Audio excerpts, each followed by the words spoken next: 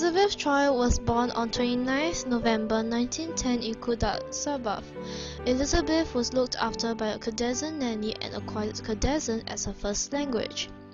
Elizabeth and her siblings studied in Kudat, where her paternal grandfather ran the village school, teaching in Chinese.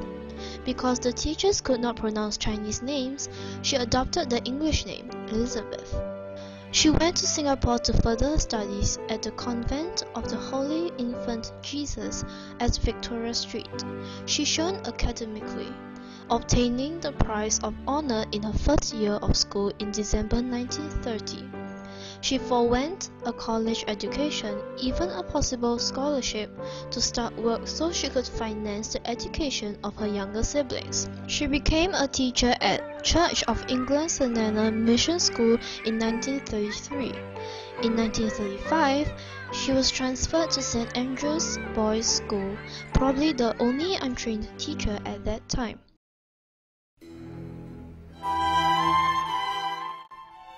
During the Japanese occupation, Elizabeth worked as a canteen operator together with her husband at a mental hospital.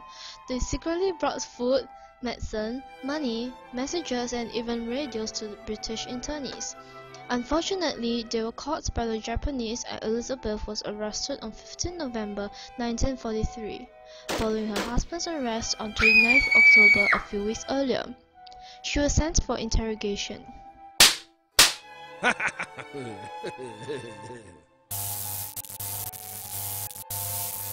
Slapped, kicked, spat at, and subjected to electrical shock treatment, which left her reluctant to touch a light switch ever after.